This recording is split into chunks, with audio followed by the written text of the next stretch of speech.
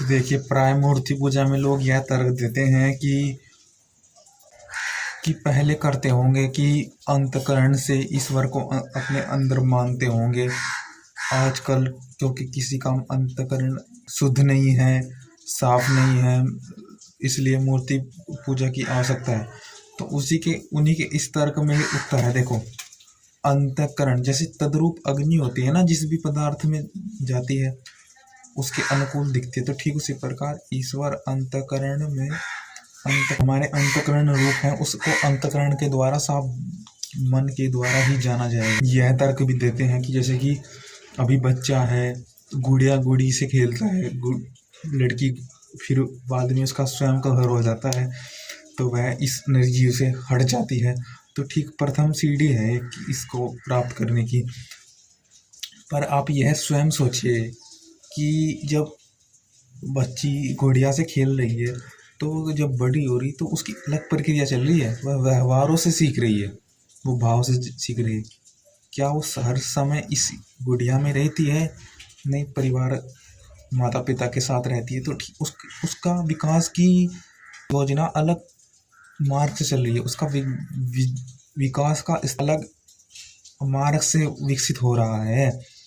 जो व्यवहार में किया यह तो बस वहीं तक सीमित था, उससे आगे कुछ नहीं था। अगर आपने एक बार उपासना कर ली तो आपको उसी में आनंद आएगा, उससे श्रेष्ठ आपको लगने में आप कमज़ोर हो स्वयं, इसलिए आप इस मार्ग में मूर्ति पूजा में जा रहे हो।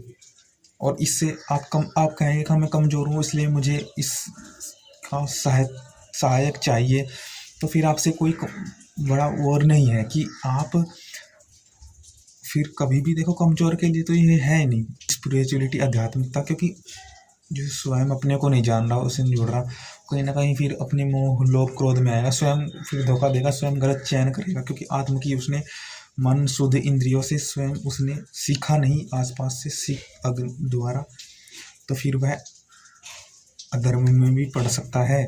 इसलिए अगर कोई कहे कि कमज़ोर का तो लिए है नहीं। और दूसरी बात कि गुड़िया जैसे खेलती है, गुड़िया का खेल समझ करके फिर अपने घर जाती है, वह उसका विवाह होता है तो फिर ये छोड़ देते हैं, बड़ी होती है तो उसका विकास अलग चल रहा है ना। तो आपका विकास भी उपासना की ओर चले अलग, आप भी विकसित उससे ही होगी, कहीं गुड़िया से खेल खेल के विकसित होती है, उससे रियलिटी उसकी बाद में ही जाकर होती है, जब उस गृहस्थ में जाती है और बालक होती है।